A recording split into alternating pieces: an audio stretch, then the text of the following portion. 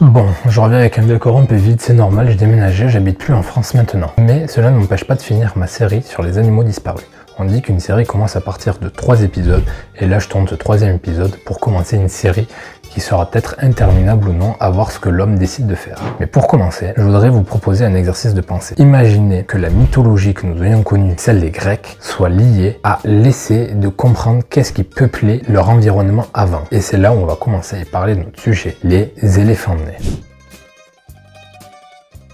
On va reprendre depuis le début et on va remonter 12 000 ans en arrière. On est dans l'ère du Pléistocène et ceux qui peuplent notre continent en Europe sont des géants qui sont nommés des éléphants à défense droite. Ils explorent chaque partie dans lesquelles ils peuvent accéder. Ils vont traverser des isthmes, donc en fait c'est un petit passage qui relie une presqu'île avec le continent. Ils vont alors aller sur des îles parce que le niveau de l'eau est plutôt bas, ou alors ils vont effectuer la nage pour rejoindre des îles. Il faut savoir que lorsqu'ils rejoignent ces îles de la Méditerranée, l'environnement est favorable. Ils peuvent se développer. Et là, on observe une séparation entre des populations du continent et des populations sur les îles. Mais il faut savoir un truc. La Terre ne s'arrête jamais de fonctionner. Doucement, mais sûrement. Ces îles, je vous les nommer. On va avoir la Sardaigne, la Sicile, Malte, les Cyclades et parfois même la Crète. C'est un peu toutes les îles de la Méditerranée au final. Donc notre histoire, elle se passe en Europe méditerranéenne. Et là, c'est vraiment très intéressant. L'histoire commence à prendre une autre tournure et c'est là où on va avoir un petit changement. Comme je vous l'ai dit, doucement mais sûrement. On est en Méditerranée, il faut pas être pressé. La création d'une nouvelle espèce, ça prend du temps. C'est-à-dire qu'on va avoir ces animaux qui sont isolés sur une île, qui est elle-même isolée suite au mouvement des plaques tectoniques, et cet isolement va alors créer de nouvelles espèces. Les espèces que nous allons trouver sur l'île vont être différentes des espèces que l'on va trouver sur le continent. Pourquoi? Les environnements sont différents. Donc, si on résume, on a l'éléphant à défense droite qui est sur le continent et qui est l'espèce A, l'espèce d'origine. Et nous allons avoir nos éléphants nains qui sont l'espèce B sur les îles. Mais entre les deux, il y a une transition. Et cette transition, elle est due à ce que l'on appelle une spéciation. Et c'est plus précisément la spéciation allopatrique. Ouais, Patrick, ouais, ça va? Ouais, écoute, changer de pays, déménager... désolé. Plus sérieusement, cette spéciation allopatrique, elle se distingue des autres spéciations, car oui, il y a plusieurs spéciations, par certaines conditions. Deux conditions. Déjà, le flux de gènes doit être interrompu entre les deux groupes d'individus. C'est ce qui se passe.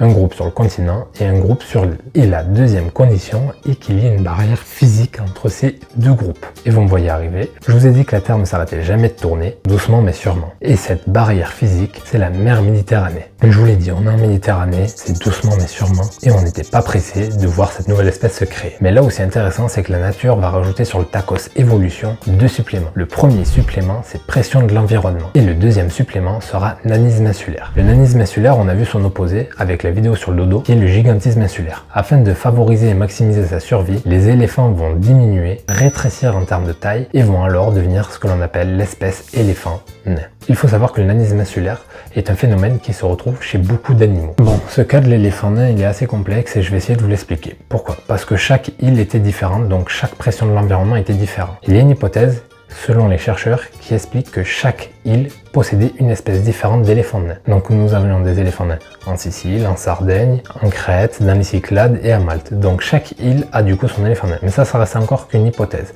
L'espèce n'est pas assez étudiée et j'ai pas trouvé beaucoup d'enseignements dessus. Doucement mais sûrement, oui en Méditerranée. Mais vous vous dites, mais qu'est-ce que c'est que ce bordel? Comment chaque île avait sa propre espèce d'éléphant nain? Et c'est là où je vais vous expliquer la convergence évolutive. On a déjà parlé lors de la vidéo du thylacine, mais un petit rappel, ça fait pas de mal. C'est que l'environnement étant le même, les caractéristiques que chaque individu vont développer seront les mêmes. C'est pas plus compliqué que ça. Sachant que les environnements se ressemblent, sont dans la Méditerranée, des îles et un espace limité, alors on obtient des espèces qui se ressemblent. Mais ce qui peut être sûr, c'est que les descriptions générales sont sensiblement les mêmes.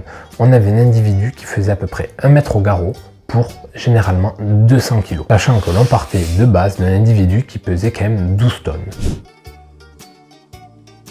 Comme je vous ai dit, cette espèce a disparu il y a environ 11 000 ans. Mais ce qui va être intéressant d'identifier, c'est pourquoi ils ont disparu. Je vous le dis directement, c'est un des rares animaux pour lequel l'homme n'est pas impliqué. Mais alors, loin de là. Cela est dû à plusieurs conditions. Un isolement des populations, un environnement qui est réduit, un transfert de gènes qui est diminué, et forcément, avec tous ces facteurs-là, on tend vers la consanguinité. La consanguinité, c'est ce qui va fragiliser la population qui est sur l'île. Et avec tout cela, nous avons la disparition d'une espèce.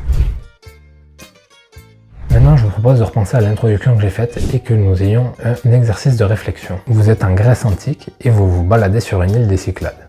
Il fait beau, il fait bon, et vous voyez quelque chose dépasser de la terre. Vous comprenez que c'est pas normal ce qui dépasse de la terre, et vous décidez de creuser. Et lorsque vous creusez, vous commencez à déterrer des ossements. Vous dites, tiens, c'est bizarre, je ne connais pas ça. Vous continuez à creuser, et au bout de quelques heures, vous sortez un gros crâne. Je vous rappelle, l'éléphant nain faisait environ 200 kg. Donc vous sortez un beau crâne, bien grand. Et vous êtes intrigué parce que vous venez de sortir de terre. Vous décidez de prendre ce crâne, de le ramener chez vous et de l'étudier. Vous le comparez avec les crânes des êtres humains et vous voyez que la taille est vraiment pas la même. Vous continuez d'étudier avec les autres animaux domestiques ou que vous ayez chassés et la taille n'est pas la même. Je vous rappelle, vous avez un crâne qui ressemble à ça.